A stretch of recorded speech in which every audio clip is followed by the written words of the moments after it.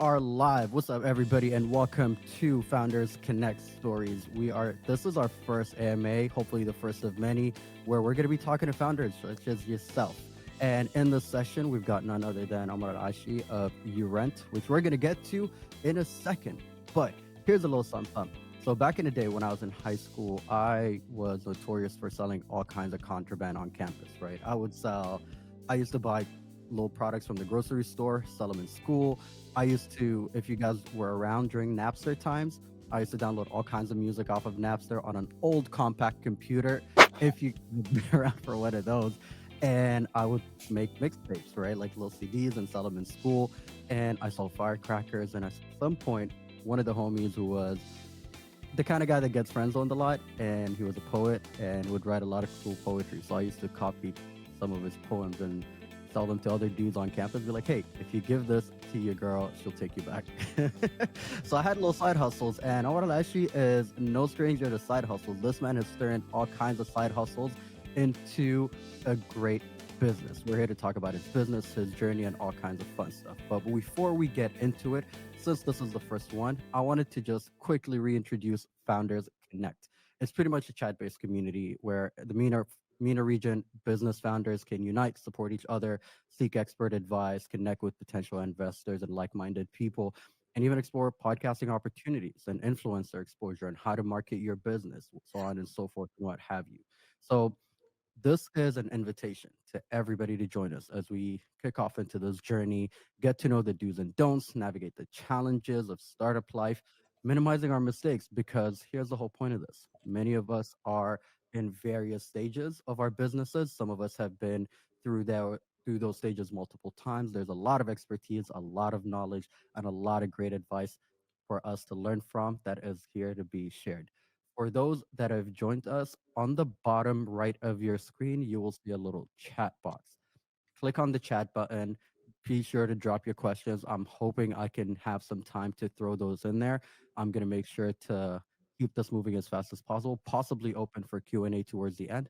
Fingers crossed, time permits. But if we don't, I'll do my best to kind of slip in your questions into the conversations as we go through it. So, without further ado, Omar Al Ashi, before we kick off, just tell us about who you are today.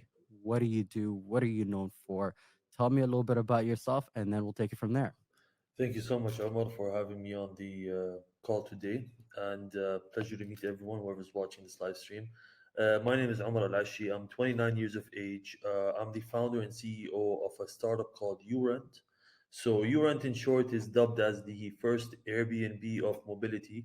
So, what I did was I replicated the Airbnb model, which a lot of you are familiar with, but instead I focused on mobility. Why mobility? Because I'm passionate about the automotive world, and yeah, today we are one of the fastest growing startups in the UAE.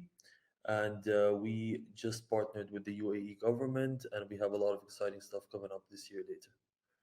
Sweet. First off, congratulations. Thank That you. is awesome, my man. So take us back. What part of at what stage in your journey you've noticed like, oh, I got a knack for this thing, right? Not necessarily just you, Rent, but your entrepreneurship spirit. How did that kick off? When did you notice that you wanted to do something for yourself in that sense of a hustle?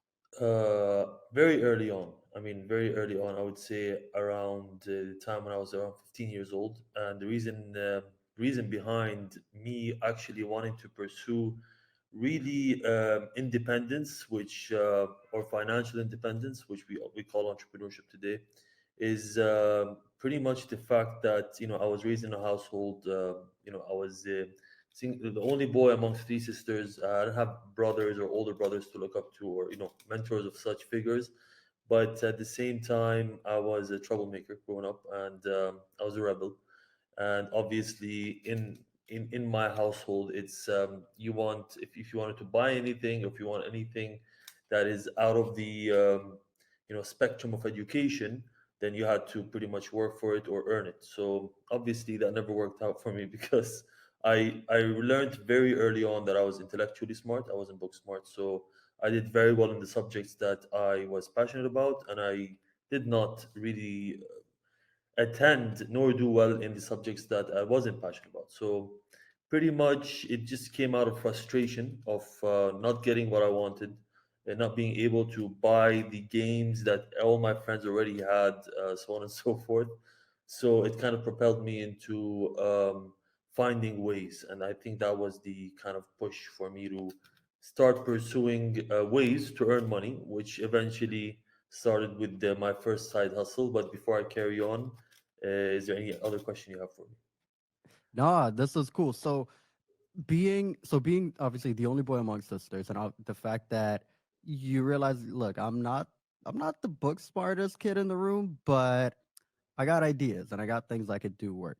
Was there a critical moment where you're like, oh, that's like, what was that moment of realization for you? Like, because I think we all have this moment in our childhood. What was yours like? I think it was when I earned my first sale. Tell Earning, us about that. yes, earning my first sale. I think earning money for the first time. It kind of really lit a bulb in my head for the most part. Sure. What did you sell?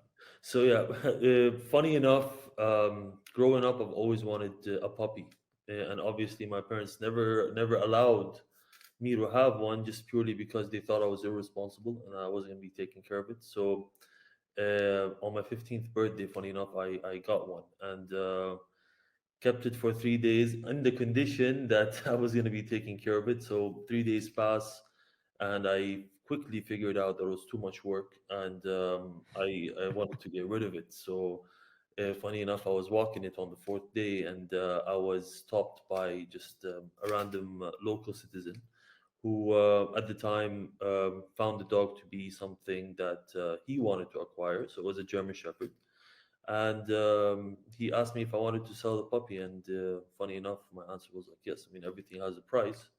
I threw a ridiculous number his way, and he didn't really budge or negotiate much, but he did negotiate, and I ended up going home without a puppy. So I think that was the first time.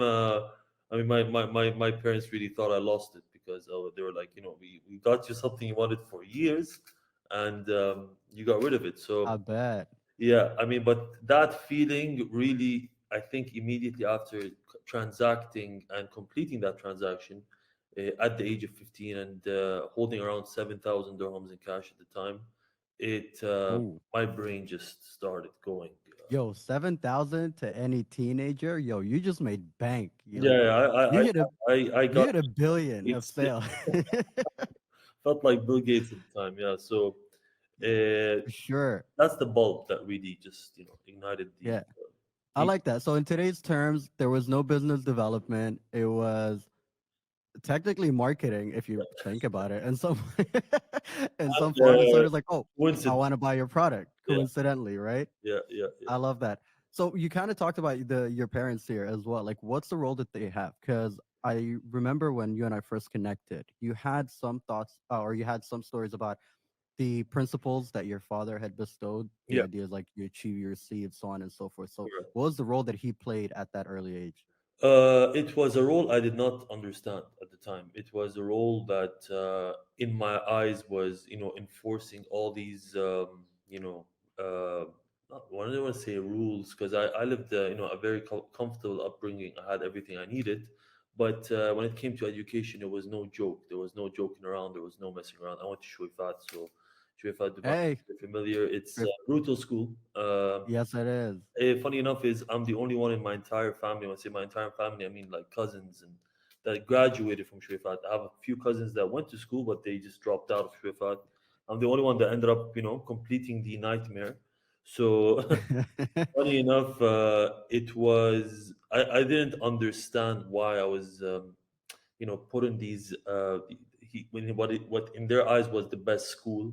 It compromised a lot of my life, and it was a lot of I looked at it in a way where they're trying to make the perfect child out of me. But again, when we're growing up, we don't understand or see what they're trying to enforce in our lives for our betterment. But I think it was a misunderstood relationship between me and my parents for the most part, just because I was Mm, under that pressure of becoming that perfect child. And at the same time, I just had my own plans, my own passions, my own visions. But Right. obviously, as the years went by and as things unfolded, I quickly started to understand that if I wasn't put in that kind of environment or pressure, I would have ended up in a not where I am. Let's just put it this way. Yeah. No, I echo a lot of that sentiment because first off, I went to Shrifat as well, but Shrifat charges, so we were a different campus, and it is rough. Like, and it's not rough in the sense like it's not a with other students necessarily like getting into fights rough, but academically it is rough. The discipline was notorious. Back in my day, we had a lady named Mrs. Miles. She was the principal of the school, right? Dude, first day, first grade, by noon, they call my dad and they're like, yo, you got to come get your son, Oh, right? let's talk And my dad, about that. yo, my Like, dad walks in and he's at, and he, and my dad had those old, this was like early 90s. So he had that big cell phones. yeah. And he walked in and his phone rang in her office. And she stood up and she's like, get out of my office, take your check, take your son, and never come back again. Oh wow. Like round one, day one. So it was notorious when it came to discipline and Yeah. academics. Yeah. So yeah, it's for the book smart kids. Book smart kids, they do amazing. Oh, they do. They They do love it. really well. Yeah. They loved it. You know what I mean? Yeah, no, I remember that grind. Cool. So let's get into where we are today. How did that translate into you rent? Take us through the early stages, the beginning. What were you doing at the time? How did that kick off your rent? Walk us through the first parts of your story. Okay, so I'm just gonna quickly summarize my journey as I went. So I was 15 years old at the time. I made my first transaction, and that light bulb switch moment for me was when I came back home and I was confronted by my father. He was like, "What are you doing?" And I was like, "Listen, I have a plan." He was like, "What is your plan?" I was like, "I'm trying to pretty much take misplaced puppies, or let's just say the puppy market or the animal market, misplaced puppies that were in farms and spent their entire lives at farms, and put them in homes to where obviously what I charged the customer was a markup over the vaccination fee and the passport fee, which I would get done." So my target audience were families that were middle slash lower class. So obviously, I started building my network. Was BlackBerry days, BBM, and I started Yo, awesome. really hustling. Yeah, I was hustling. I was building a network of people who owned farms, locals who owned farms in the UAE. Obviously, being born and raised in Dubai, I was able to even grasp the I speak their language. I'm familiar with the culture, so I was accepted by these people, you know. So when it came to networking, which is a big part of business, I really, sunk in deep in terms of the network aspect of things. Fast forward 2 years, I spent 2 years doing it, and I've made by the time I graduated high school, I've already made around 700,000 dirhams. Hold on. At the time was Wait. Hold on. So yeah, we went from an accidental sell of 7,000 dirhams of a German Shepherd to developing, to some degree, I think it's fair to say, is a white glove service, right? For yes, pet sales, for dog sales, right? A white correct. glove service where passports are taken care of, the vaccination, the whole vibe. And then while you're still in high school, you hit 700,000. By the time I graduated, so when I was basically I graduated high school, so I started on 10th grade. So here's the funny part is I was barely passing school from fifth grade I was barely passing, believe it or not. Fifth grade up until 10th Wow. grade I was barely passing, and the days where I got a at the time it was out of 20. So when I get a 13 out of 20 average, my dad would actually be happy because it wasn't an 11. You know what I mean? So it Like, was. oh, he passed, thank God. Yeah, it was bad. And I had a report booked where I had to basically get a signature from every, you know what a report book is. Yo, I had So, one too many. yeah. So ever since, and the funny thing is, ever since I started this business, which was 10th grade, my whole life changed. So I started getting good Wow. grades. So 11th, I graduated with honors. So I graduated Shrifat with honors. It's just I found my groove. I found my routine. So instead of Mm, just going to school bored as hell and just trying to get through the day, I was attending classes, but I was closing deals, while I was in wow. class, and I would, prepare. where I was gonna go after school, who I was gonna meet, so on and so forth. So I had a schedule, so I didn't care about what everyone else was doing. So I stayed on that for 2 full years, and yeah, I mean, Wow. I was bringing in, obviously, learned a lot about the aspect of business because I was robbed a couple of times, I was scammed, I was given a litter of puppies that weren't the best health conditions, so I had Oof, to pay a lot of money to get them back in shape. So you know, that's a lot harsh. of things Yeah. that obviously are in every business, but I didn't fold when these things happen. So yeah, Mm. believe it or not, at the time I was making So, around 15,000 a week dirhams. So so this sounds like to me while your parents paid for high school, you were getting paid to get a master's degree in entrepreneurship, 100%, technically, a hundred, right? yes, And I think that's awesome. And I want to just caveat that to be clear for everybody that's tuning in. Obviously, that is not the norm yeah, whatsoever. But if you ask me about high school, between high school and my first 2 years of university, I was at every party. I was enjoying myself a bit too much in ways that I should not. So I get that. I think it is a very different space in that sense. So you're to some degree that made you an anomaly, right? It taught you it was a master's program that you were getting paid to take on. correct, correct, Oh, I love that. Honestly, well done. Okay, so from that point, let's connect us to how you thought about your rent. I mean, it recently started, yeah, right? So clearly now we have a you have a very strong foundation, which is fair to say in entrepreneurship and figuring out business, right? It gave you a focus, it gave you some sense of purpose. So why did we switch, and why were we not, in the pet business, if you will? yeah. So I mean, I quickly also learned about myself that I would get bored very quickly. So Hmm. towards the end, it was time to obviously pursue undergrad, and I obviously had to move to Canada to basically attend the University of Toronto. I studied industrial engineering. So when I made the move, I that's pretty much. I mean, ever since I was 15, let's just make that clear. I became financially independent, meaning I did not cost my parents a dime. So Good for you. I moved to Canada on my own expense. I lived in Toronto. I attended the University of Toronto. I was even paying my own tuition. It wasn't that much, but I mean, given I was a Canadian citizen, I'd save a lot of money on tuition. But it was once I moved to Toronto, I quickly got into basically my whole undergrad mission, and it was like a new chapter of my life. So I was now Right. in tech. So I was studying tech, and obviously, at the time there was an app called Turo, which exists to this day. It was the first concept that launched in North America that offers private vehicle lending. So you or I can list our own personal cars for rent. So again, Airbnb model, but focused on just cars.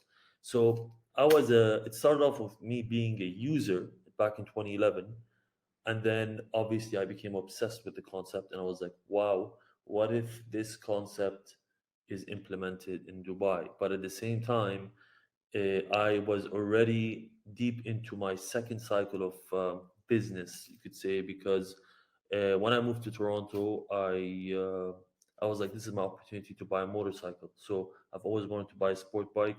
I did not buy one in Dubai because obviously my parents are around. So I was like, oh, freedom, this would be great. So Yeah. in Toronto, I went and I bought my first sport bike, bought it in winter for a very low price. And when I came to sell it the following summer, I was shocked to see that the market was listing the same bike for double the price. So I was like, oh, what is going on? So when I did my market research, just due to the long winters in Toronto, 6 months, there was a huge margin between people who were selling bikes in winter versus bikes in summer. So I took all Mm. the money that I've had saved up from my previous business and I've dumped it into this new business.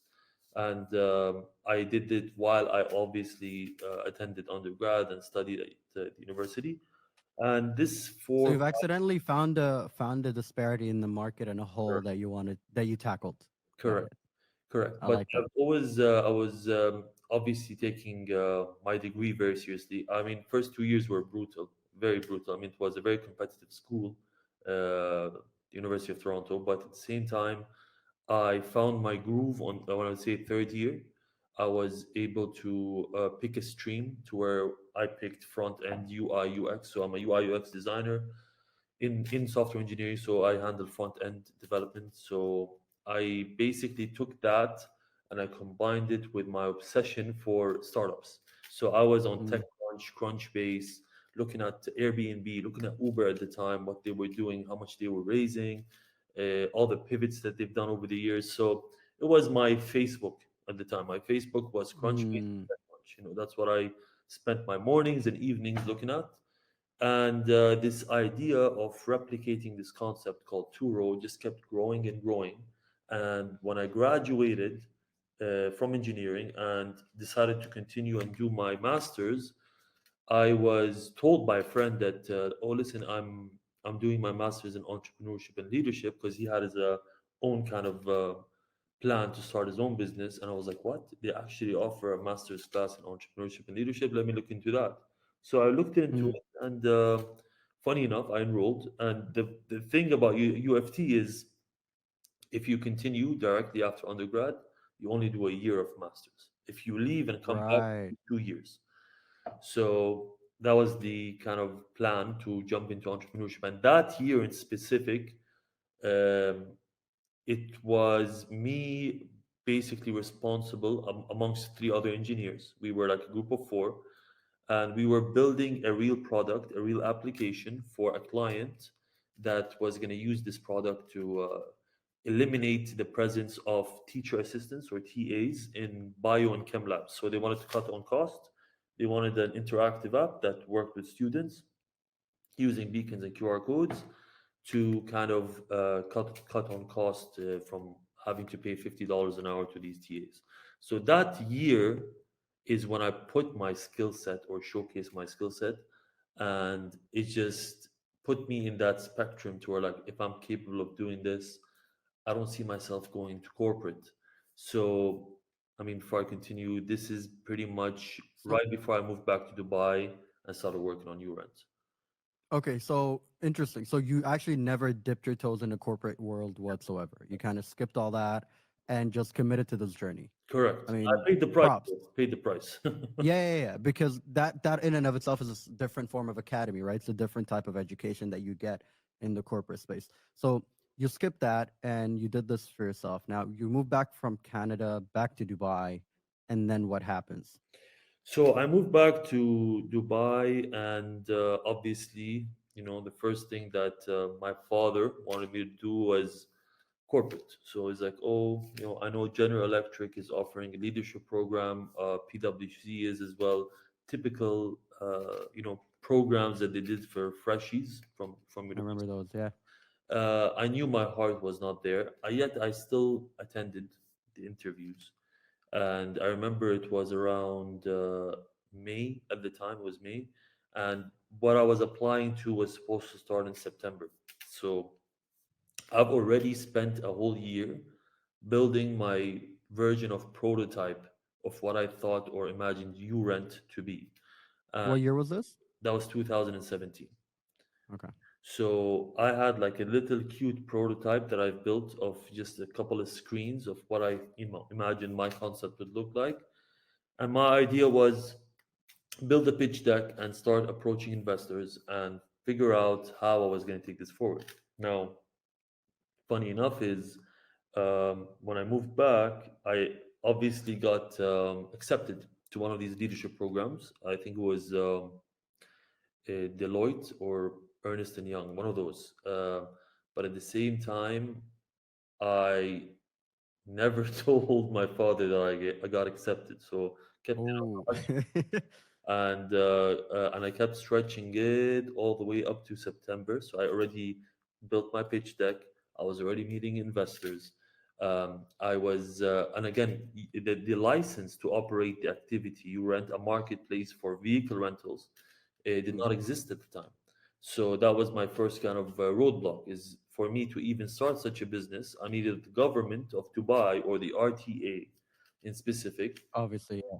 to issue this license for me. So I started off very naive, gullible. I saw the best in people. I was, as fresh can get. So, but I had around $400,000 at the time that I've saved up over the past 7 years of doing these businesses to kind of dump into this business. So again, Sorry, can I just want to interrupt with a quick question because we've been talking about big figures, and yes, you were talking to somebody today. You're 29, so in 2017, you're still in your mid early 20s, right? yes. It's easy to take that money and while out with it. Oh, All right, let's be like, it is very, very tempting. You look at your bank account, you're seeing six figures dollars, so it's easy to be that guy at that age, and also your peers and people around you. correct. How how did you avoid the being tantalized and enticed by that world? It's because I worked hard for it. Mm, Here's the thing that what my point here is when you work hard for your money, and when I mean work hard, as in I've put in my time, I've sacrificed a lot of leisure to kind of attend to these businesses.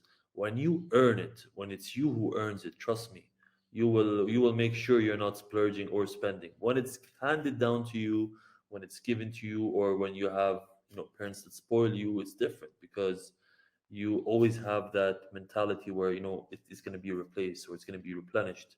With me, right. it's this is what I have, and I've put in a lot of work into getting to where I am. So I again was very aware of I was very also mature for my age. So I was 21, 22 at the time, but I was way ahead of my circle, way ahead in terms of Wow, maturity, just having dealt with a lot of people, transacted a lot. It just put me in a whole different spectrum in terms of where I was mentally. good for you, man. Mashallah. All right, and with that being said, so now we're here, we're trying to figure this out. There is no license that exists, right? There's no activity or a trade license Yeah, that exists for such a marketplace correct, that you can, rent automobiles from individuals. correct. And you're trying to figure this out. You need to get the RTA, you're trying to get your funding coming in, while at the same time, your parents think that you're actually applying to these jobs, which they don't know that you got, Yeah, right? And you're buying yourself time while designing the UI and the UX for this and developing some sort of prototype that you want to go to investors. And this is done across 4 months correct, of 2017, May to September. correct, And now at the time, and it's kind of similar. Like I remember when the Salt Burger first kicked off, right? The girls, that license for a food truck didn't exist, correct. right? And when you're dealing with food, obviously there's Ministry of Health and other aspects. But point being, it wasn't there, so you had to figure out a way to make this happen. So what was that negotiation like? How did you get the activity? How did you get the license approved? Okay, so before I get into that, I chose to opt out of corporate, but the funny part is life has its own way to As it does. throw obstacles your way to where it gives you that 10 years of corporate experience in however compressed you want it to be, depending on how Oof. keen or fast I wanted to launch the business. So, right after figuring out the fact that I needed to issue a license, it was, to me, it was start networking. So, I started talking to, locals for the most part who knew influential people who could potentially help me through connections acquire this license. And funny enough is meeting this person and that person, this person, and I met someone who knew someone who knew someone. And The Dubai network. yeah, so I eventually set up the whole meeting, and I was told at the time that yeah, so this this license is easy to get, shouldn't be a problem, but it's going to cost you money. I was like, okay, fine, then it's going to cost me money, sure, but is the license guaranteed? So at the time, obviously, I was talking to an influential, you could say, individual Hmm. who I didn't doubt for a second that wasn't able or capable to acquire such a license. So obviously, uh, one meeting led to five, and eventually I ended up paying around $100,000 upfront, and also Whoa. came in $100,000 for the license. Okay. to basically partner with the individual in order for him to acquire the license for me.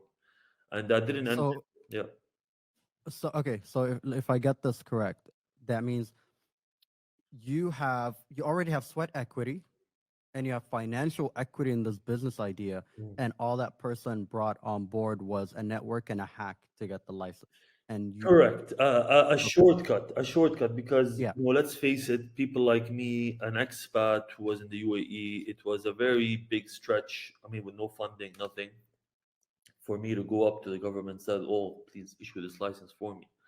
right. So I needed someone who knew the people inside. So that's why I went through what I. But here's the thing: I was advised against it after consulting my father and others. But I was, one of those. You were keen, you were excited. Keen. I was again gullible, naive. I was very keen on taking this business forward. So I paid up, and not only did I give $100,000, the deal was $100,000 and 20% equity of my company at the time. Jeez. So, geez, yeah, but at the same time, to me, it's like it's either that or I don't I take. get it. Oh, I know the feeling of when you feel like you're between a rock and a hard place and somebody feels like they're coming with a Hail Mary, right? Like they're coming with that one thing that's going to open all the doors that you have been working so hard for, yeah, yeah, right? yeah. Yeah. So I know that feeling where it's like, okay, you know what? Let's just go because this is it. This is going to make it work. Exactly. And here's the thing: at the time, I've already been absent from the UAE for 7 years. So I came back to Dubai, was still catching up to what's going around, what's changing. And basically what ended up happening was signed a deal, got into this partnership. I then started building my own team, so I hired my own full stack developers. I was directing them on what tech stack we were going to use, and we officially started working on developing this project. And Sorry to interrupt. I want to get into the project development and the journey here, but we got an interesting question here, and I don't know if maybe you're the right person, but your experience could mean you are. So Hassan was asking, what are the repercussions if you chose to launch it without the license? With the traction, and then try to pitch it accordingly. You don't have the license, but you still go through and you pitch it. yeah, I just saw this comment. Here's the thing. I could have done that, but I would have been shut down and potentially blacklisted from ever pursuing any project in the UAE. Again, Gotcha. people who did that are companies like Uber, who were loaded when they came to Dubai, and they could afford paying 20,000 dirhams per car on fines. um, I wasn't equipped to do that. Let's just put it this way. I Right. was a one man show, but there is no real, legality or anything that would have stopped me from doing so. But let's just say there was a 50% chance that if I was caught, which eventually would have happened, they would have shut me down for good. And it's not worth the risk in this country. Yeah. Okay. So anyway, so you gave the gentleman the money. You agreed on the process, and where did we Got go? to work. Yeah, quickly got to work. I spent 8 months. So he promised me that the license was going to be ready in 6 months. So I obviously, minded my own business, built my team. I had four full stack developers on a payroll at the time, and obviously I was invested now. So there was money being burnt building this business. So fast track a whole year, 12 months, and at the time was like, okay, now it's not just me. I've had two of my friends participate with investing on a pre-seed round. So basically, each one of them invested anywhere from 50 to 60, $75,000 each, and it was purely because they believed in what I was doing, and they were also from influential families who could add value to my business at a later stage. So had them on board, and then one of them comes up to me and is like, "Didn't he tell you, this X person, that it's going to take 6 months to acquire this license?" I was like, "Yeah, but I don't want to be pushy." And I was still that person. I was still that person where I was very considerate and too nice when it came to people, which obviously ended up hurting me, to say the least. But Mm. yeah, 12 months in, we are now, you could say, 35% into developing the product. And I had my own way of developing it to where we weren't trying to rush this project. I was trying to really build something that was gonna last. So took a whole year before realizing that we still had no license, and I've already burnt around 150, $160,000 so far into the business, and we weren't gonna launch for another maybe 6, 7 months, 8 months, you'd say, Mm, even that we had the license. So now we're talking 2018, mid 2018, late 2018. Um, I think it was December 2018 where we set up a meeting, and I was like, okay, so we're now at a position where we're almost at 50% into development, and we are keen to know what's happening with the license. And every single time we met, it was just the same old words of just being stalled. Oh, it's taking time. Oh, we're waiting for this approval. Oh, we're waiting for that. And again, So it was the constant cycle of yeah, this issue or that issue. It's always a new problem and a new story. but here's the Gotcha. thing: I was the type of person who avoided conflict at all costs, just to make sure that everyone was happy. Uh-huh. I was You were that. non-confrontational. Yeah, I was not. I was far from Mm. confrontational. So I was still that guy. And funny enough, what I'm trying to push out here is when you are aspiring to be, depending on what you aspire to become, if you're trying to aspire to become a tech entrepreneur, there's a certain character that you need to build to become that person so that you don't get screwed over by these people. And all these different scenarios and stories that I'm about to talk about are what needed to happen to me in order for me to crack out of my eggshell and become that Mm-hmm. person. So obviously, I got fed up. So now it was 2019 and still no license. And I was 75% into my product. So the delay was there was pros and cons. Pros about the delay was I kept researching other startups and seeing what they were doing. I started implementing new unique features into the app.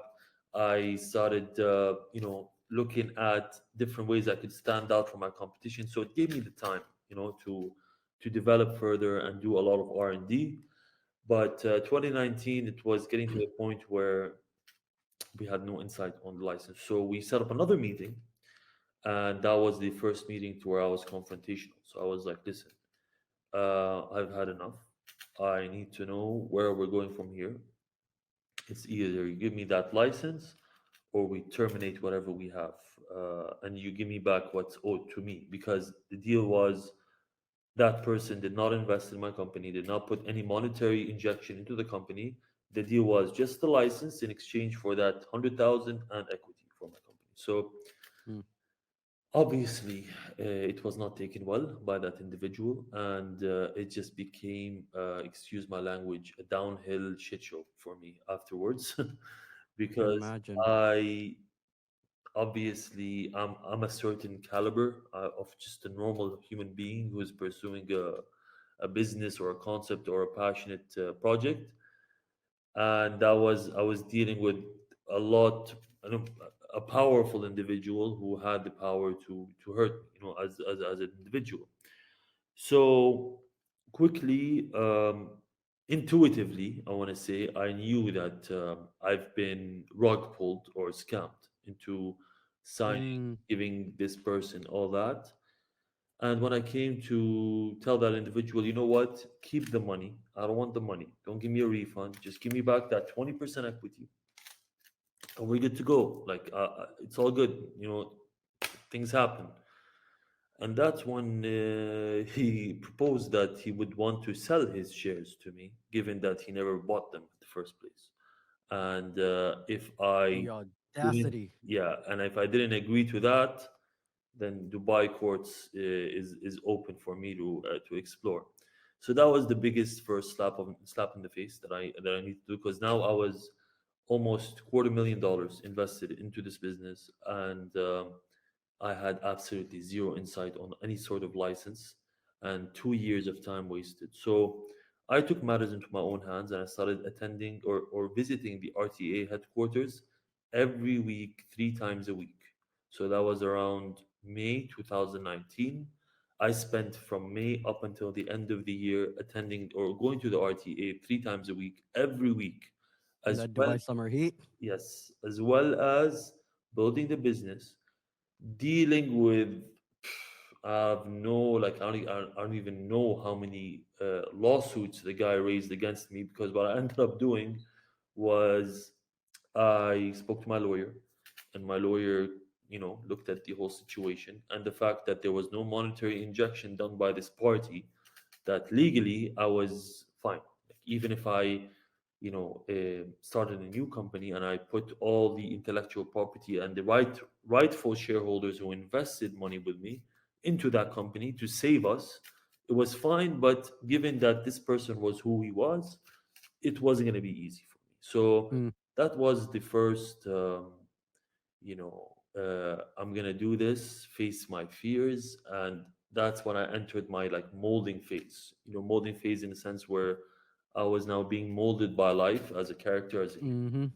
through the struggles, because I was attending court um, almost 2 to 3 times a week, every week. So 8 to 9 months of my life consisted of building a business, trying to acquire the license, running out of cash very fast. Uh, Yeah, your burn rate must have been higher. yeah, and I had to set up a whole new company and declare bankruptcy on my old company just to get rid of that person. Because that person, eventually, when I came to move my employees to the new company, he restricted all the employees from moving. He put a block on the Wow. visas. He would not cancel the visas. So, yeah, he went full time. That got very dark very Let me quickly. tell you, And now it's impacting other people's well-beings. the Oh my goodness. person was showing up to the office in a different car every day. The man had money, so the man was Mm. out to get me, and it wasn't just he was just out to get me. So, That was uh, personal. yeah, it was personal, and I had to deal with all that emotional baggage, and just, understand. Because here's the thing: there was no one around me that was telling me, "Oh, keep going," cheering me on. It was me. It was just me, and I had so many different opportunities to quit. So many, like, I couldn't even count them. But I persevered through the darkest of days. Let's just put it this way. 2020 comes about. January 2020 comes about. Okay, let's pause here before we jump into 2020 because I got a lot. Like I've been writing as I'm listening to you talk and share your story. So first of all, I mean, a part of me wants to say I'm sorry you went through that, but I'm kind of not No, because you know what? It's in some degrees that is the ass whooping a lot of us need, in some form or the other, right? Sometimes like you wouldn't know such people exist. You wouldn't be able to learn how to navigate such spaces, correct, but also you have been put through an experience that most people today would not go through because dealing with court and dealing with the RTA, even if it's once a day, once a month, let alone 3 times a week, right? In and of itself is such a tall and demanding order on somebody's well-being, but also it is it does teach you a lot about how the system in this country operates, correct, right? You correct. get to learn the laws from a different perspective. You're in these spaces, you're talking to these people. So as horrible as it was, and I'm sure there were times where you're like, you would question life type horrible during those stages. Um, but it seems to me like you needed that, right? Like you needed to understand and learn that, especially due to the capacity of the business you're entering, Yeah, right? It's like if I was about to get into medical technology, for example, then I'm doing some sort of runaround with the DHA, right? I'm doing some sort of runaround with health authorities because there's so many regulations around these spaces. So you kind of inherently have developed the knowledge in that program, right? correct. So so yeah, I'm sorry, went through it, but not sorry. You Yeah, get what I'm listen, saying? it's like I told you moments ago. I was telling you that my aspirations was to become a tech entrepreneur. Yeah. I had big aspirations, and here's where I embarked in. If we spoke briefly about it last time when we first met. When I embarked into my spiritual journey, because all I had Mm, now to look back into was my faith. So really, when you walk that walk, you leave Earth mentally. You exit Earth. You are now living in your whole. You're living in a whole different spectrum, whole different realm in your head. and you start really looking at spirituality as your kind of source of balance, keeping yourself in check mentally, and just knowing that there's this higher power that's supporting your every move, and basically putting you in these situations to so you can learn. Because I went through all that at the time. I couldn't tell you why I was going through it, but later on, it all made sense because, again, I was just becoming or being molded through this journey to become equipped to be who I am today. And obviously, these lessons don't stop; they keep coming in different forms. You just become better equipped to deal with them. So yeah, back to rolling into 2020. Uh, January of 2020, I get the call from the RTA saying there's a lady that wants to meet with you. So I was like, okay, sure. So I walk into the RTA headquarters, and it was a lady that goes by the name of Sahar. God bless her soul. She's one of the people that played a huge role in my life. She took me into her office and was like, I saw you come into our section in the RTA HQ for 5 to 6 months, and I actually thought you worked here. And I started laughing. I was Oh, like, she thought you were an employee of the "Oh, I RTA was at the an time. employee in the RTA." I was like, "Nope, that's not the case." She was like, "Tell me," and basically, I had to get your information because someone from some of her one of her colleagues told her why I was coming that frequently, and she wanted to see if she could help me. And funny enough is what ended up being a 2-hour meeting ended up her officially getting me licensed, issuing the license within 2 weeks of meeting her, believe it or not. So February comes Oh, about. Yeah, wow. yeah. February comes about, and I get a call from her, and she was like, "Congratulations, we have approved and issued the license for you to start operating." Now, obviously, at the time, having all these bruises through running through all these battles, it was the you know the breeze of fresh air that I needed. I can But imagine. funny enough, it didn't last. So again, like I said, you get put you're put through tests when you're trying to pursue something big. I felt like I passed the first test when I got this news, but then I was trying to no, I had just enough cash to launch this business, to get it to the point to where I could then secure further funding or seed round funding for the business. And I was preparing to launch the business April 2020. I announced the launch, and my friends and family were getting excited, and let's go. And then March 2020 happened. COVID happens. And then when COVID happened, RTA calls me back. They're like, "Oop, stop there. You cannot launch anything until we figure out what's going on." Oh, And had just enough money to survive another 3 to 4 months with the employees that I had, to make it to market, and potentially then raise more money. And I had only one company on board, so I had one host who put 70 of his cars on the platform, a company, hmm. on my marketplace to support me. So yeah, that So happened. everything that could go wrong went Yeah. wrong, basically. And then here's the basically the take home message is Yeah. I spent, I think, April 2020 up until December 2020 was the worst time of my life. It was like my soul being stretched and squeezed beyond what I thought I could even tolerate. You know what I mean? Yeah. But long story short, kept pushing, kept going. I fired all my employees. I couldn't afford to keep them anymore. I had only my one and only full stack developer who started with me from day one. And he was, again, I couldn't afford to keep him further because when December came about, I pretty much had around 1,000 dirhams to my name. 1,000 dirhams to Whoa. my name from the $400,000 that I started with. So I lost all my money. I lost all my money, and I had a business that was ready to launch, had 70 cars on board, and I had one full stack developer who was my main guy who started with me from day one.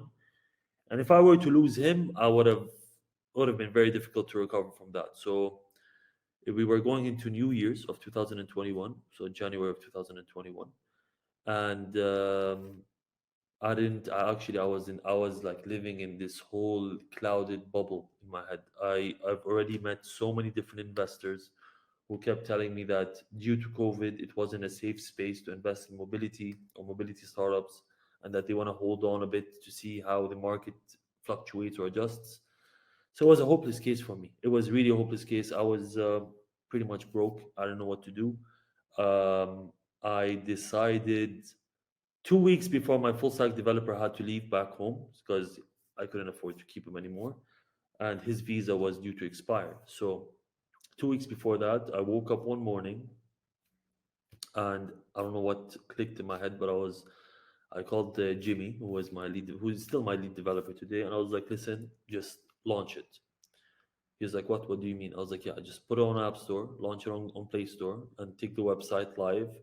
Screw it. I'm going live with this. I've talked about it for 3 years now. I've worked on it for 3 years now. I want to see the end of it, even if it means all crashing down. So, yes, funny enough, 2 days, we take everything live. I announced the launch. Again, dead broke. I had no money to my name. I had zero cash to kind Yeah, of you went from having it all to losing it all. losing. Yes, and funny enough, it was when I launched my business and had nothing, where everything in my life changed. So I did that, took the leap of faith, and that one company that was on board and had 70 cars. I didn't expect anyone to book any car or sign up or so on and so forth. And then 2 days into launching my business, I was driving back home on Al Khair Road on the highway, and I get a notification saying some girl booked a Mini Cooper on the app. And it was I almost got a heart attack. No joke. I got an anxiety attack. I couldn't even drive anymore. I started shaking. Pulled up to the furthest right yellow line and parked the car, put Hmm. my hazard lights on, and I was like, shit, this is real. Like, this is the first time in 3 years where my business went through that first transaction. And I spent 2 hours sitting in the car, making sure that she got the car. It was delivered by the host.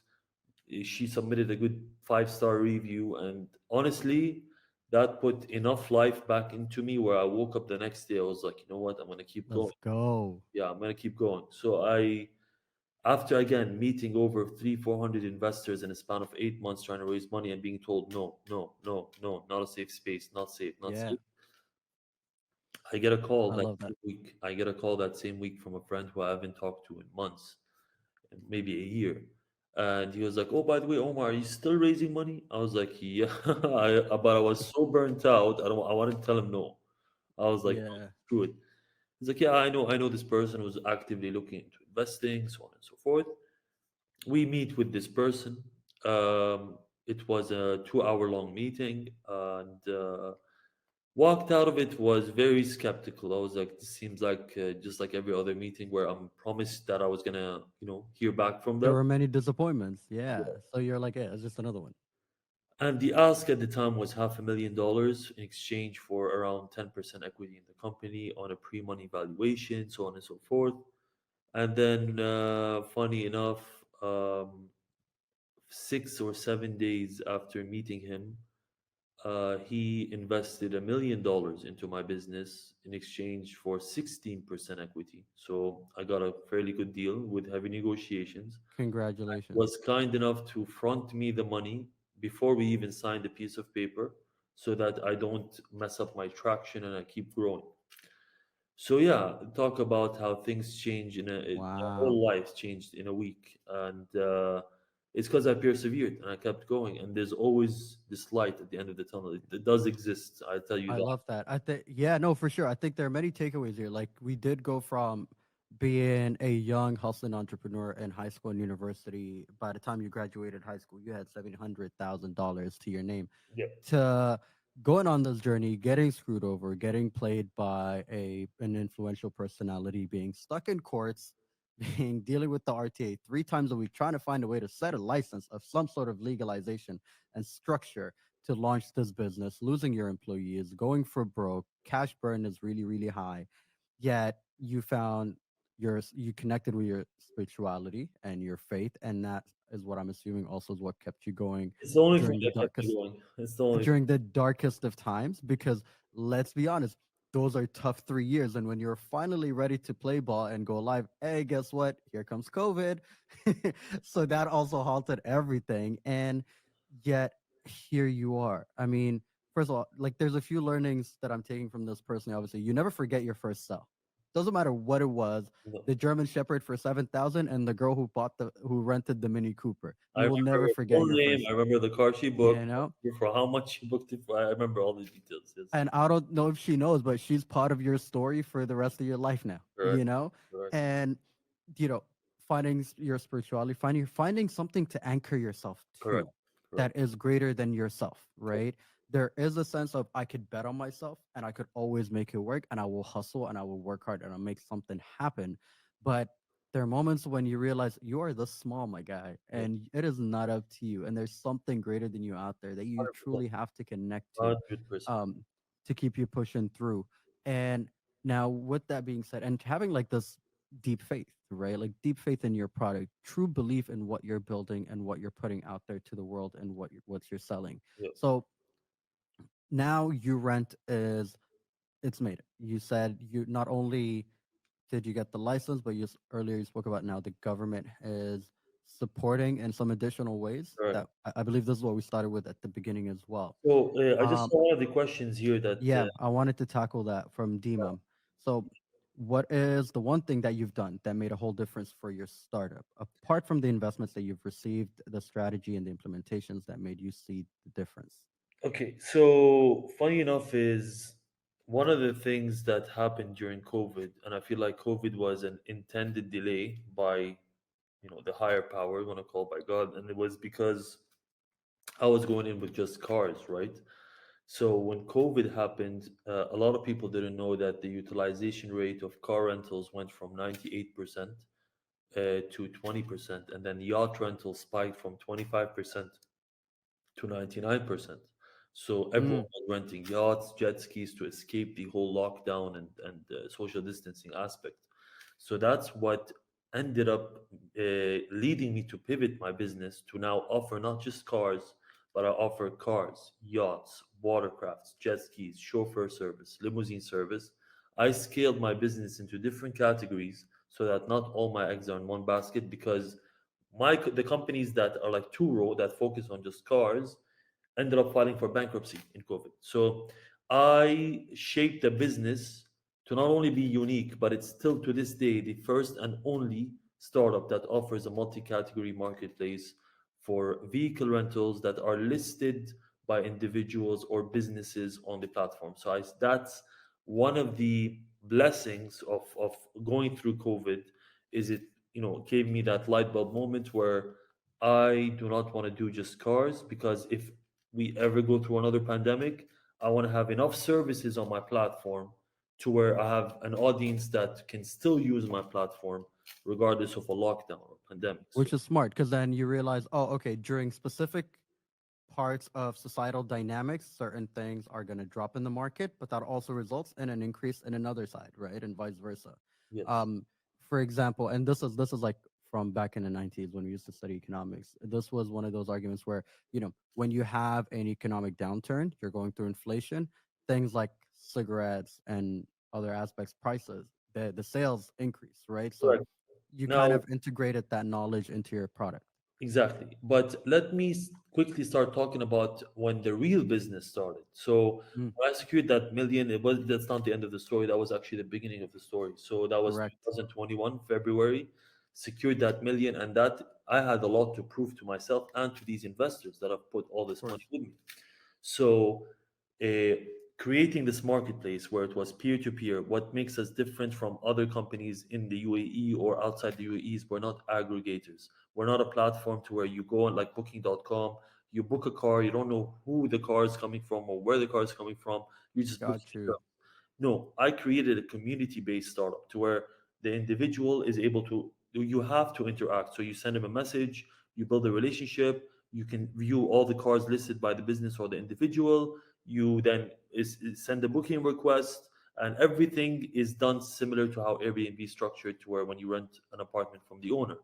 And that community and networking created a relationship between the customer and the owner, to where now the owner or the customer is referring their friends and family to that host. And now the hosts are all competing for 5-star reviews, because on my app it's categorized on whoever has the highest rating gets the most publicity on the platform. So I started building the business, building the team in February of 2021. It was our first revenue generating month. So we've made $3,000, a humble $3,000 in the month of February of 2021. Congrats.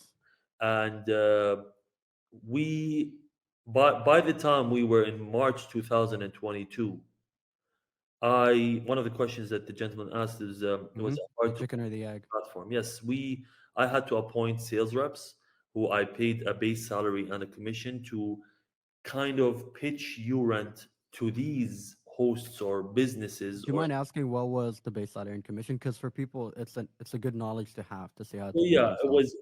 it's either a fixed salary of 8,000 or Mm-hmm. 6,000 plus commission, and I would give them 20% of pretty much whatever the value of the contract was, which fluctuated from anywhere from 1,000 to 3,000 dirhams. And some of my sales reps closed 10 contracts a week, so they were making good money. They were happy doing what they're doing, but it took us a whole year and a half of eventually breaking that, them seeing us as a competitor to them seeing us as a startup that's going to help them generate business. You know what I mean? Because to Yeah. them, a lot of them were met with the, oh no, I'm good. I don't need your services. I have my own clientele. And we're like, just use us. It's free. We don't take anything from you. We only take a commission, which was 15% on every booking. And even that 15%, Doesn't come we out of your placed fees. as a markup on their price. So if their price was 100, we'd sell it for 115. So it was hard in the beginning, but then the snowball effect came into play. And then other companies were approaching us saying, oh, we heard from this company that they're happy with you. We'd like to join. So it then became effortless. So I had to even downsize my sales reps because I didn't need them anymore, because I was now at a point where I was being approached by these companies. And sometimes we would get a call from, like recently, we got a call from a helicopter company, helicopter tour. We didn't have a helicopter at the time, but me and my developers quickly got to work, met with them, saw how their business operated, and were able to create the dashboard facilities and parameters to where they can now list their own helicopters, set their own parameters, put their own packages, and go live. So they have full control. Once we give you the username and password to your account, you are able to log in, add vehicles, remove vehicles, edit your prices real time. So the beautiful thing is you can now message someone on your end, say, hey, I want to rent this car, negotiate the price with the person, and he can then update the price real time, and you can get it for a cheaper rate. So it's all happening. Mm, It's not like they have to call us, change the price from our end. No, it's all done through their dashboard, which is accessible to them. And also, what ended up, uh, they also ended up downsizing. Some car rental companies closed their office and worked remotely using our dashboard. So our model proved to save them a lot of money. They didn't have to, because the minute they listed with us, they would get 5 to 10 inquiries a day on rentals. So they don't even need to spend money on marketing, because I was their marketing arm, and I got them their clients. I monitored all the customer behavior, so on and so forth. So March of 2022, so February 2021, first month of traction, mm-hmm. $3,000, around 11,000 dirhams. By March of 2022, we were making in revenue in sales, because we would collect all the cash. We would then pay out every host after deducting our commission every week. We Mm, clocked in March 2022 was our highest recorded month at the time. We did 1 million dirhams in 1 month in sales. So congratulations. fast track to where we are today. Um, we are at 100,000 registered users, 140,000 downloads, $3.2 million or 12.3 million dirhams in sales. We have around 200 active businesses on the platform. We recently did a full integration with Europcar. So Europcar, the car rental company, are Hmm. our global host today. So pretty much they listed 150,000 cars in 117 countries. So on Urent, you can book in 117 countries today with a fleet provided by Europcar. And we just a lot of you guys are familiar with Kareem and how Kareem got affiliated with the RTA on a marriage, to where RTA then put the RTA taxis on Kareem app to compete with Uber, eventually putting Kareem on the map and then Uber acquiring Kareem. So RTA was on the hunt on the next mobility startup that they wanted to engage on a similar partnership with. So they opened, funny enough, they opened March 2023 last year. They opened the tender to where they allowed all the companies to apply to whoever was thought they were capable of participating in this tender. Was a marketplace for vehicle rentals. So they opened the tender. So the tender department had no clue about Urent. They didn't know that Urent existed. And when I went to pitch my Wow. idea, they were like, okay, so pretty much everything we want, you already have built and you're in the market. But regardless, I had other companies competing with me, so they couldn't just pick me. So we were 15 companies that applied. It took a whole year, and obviously there were companies that were much bigger than myself that participated, much more financially capable, much later stage in business, who even when it came to qualifying to the semifinals, when we were like top three, there's something called the financial bid bond. So we had to place a bid to kind of secure our tender. So my bid was, I think, all I could afford at the time was around 600,000 dirhams, which I put as a bid. The next company put 1 million, and then the third company put 2 million. So I was in a non-compete place when it came to Yeah. these biddings, because I'm still an early stage startup, right? They were much later, but funny enough, February of 2024, this year, I was awarded the project, and just because Congrats. I beat them by miles in terms of tech. So I'm the only technically qualified startup to participate in the project, and we are going to go live in July. So the whole purpose of this is Urent will become the UAE's choice, or the government's choice, 100% government backed by the RTA, to provide everything mobility rentals. So they're going to put all the companies in the UAE under the URENT platform. We will be integrating with their TAR system. So we will have access, or provide access to all the data of all these companies, how much they earn, Right. customers, so on and so forth. So you're going to be the go-to marketplace for anybody that wants to rent anything, where I want to be able to view the market, compare rates, and see what it looks like and what type of cars are out there, or even any vehicle, actually, not just cars, right? Including adding services like Dubai Tram, Dubai Metro, RTA Bus Nice. within the platform itself. So it's like I said, it's exactly like how they did it with Kareem. I Hmm. actually met with His Excellency Matar Al Tayer, who's the chairman of the RTA, and this is something that's been signed off by him.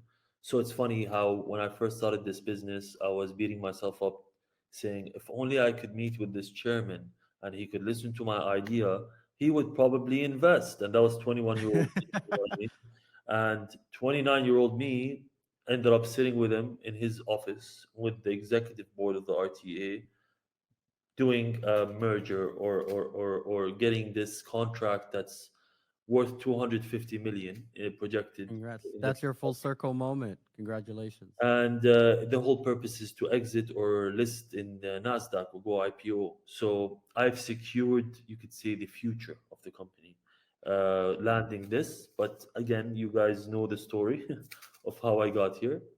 But yeah, I mean, and again, there's a huge spiritual aspect of myself that's been awoken in the process, in terms of I do believe you have a sixth and seventh and eighth sense that you can unlock, but you only unlock them when you go through obstacles that really in your eyes there is no way out, but then I you love that. and a way out finds its way to you. That's Yeah. when you start looking at life as a game. It's really just a game of faith, and A game of faith. a game of faith, and I like. a game of intention. Because I Mm. had very pure intention starting this business. My intention was not to screw somebody over or make quick buck, because just to make it clear, I am by no means rich yet. I am still a person who's invested fully in a startup 6 years deep now, and I'm doing it purely because I'm passionate about it. And obviously now I'm in a position where I have a story to tell to all the other entrepreneurs that aspire to start something. So And again, real life proof of it overcoming. is. No, to be honest, you're a real life proof of resilience and perseverance. I think if I'm gonna open this question to you because I'm also being mindful of time, so it's gonna Yeah, be our last question to close the session with. But also, um, the way what I'm taking a lot from this is that I mean resilience, resilience, resilience more than anything else because you don't have to be the smartest kid in the room, no, right? You don't have to be the richest kid in the room, no, nor do you need to be the most technically savvy and skilled person in the room, yeah, right? You need to be the most resilient. correct. Can you stand and weather every single storm? Can you stand and weather every single ass whooping, every single drama, and every issue that life throws your way? That is what it'll take. It's just good old resilience in every form of the word. So to my last question, I think, and this is I think a lot of people might want to also know. Um, if you are to wrap this up with five key takeaways, like five key things everybody should know or adopt or use or learn from your story, what would those five keys be? Five keys. First, I would say listen to your intuition. So, if there's an inner voice that's bugging you, telling you, or you just get that sense of unhappiness being where you are, it's your intuition trying to tell you you're not supposed to be where you are, and that you should potentially pursue what always, everyone here has something that they're obsessed about or obsessed about chasing or doing. Hmm. Follow that. It's your purpose pretty much, and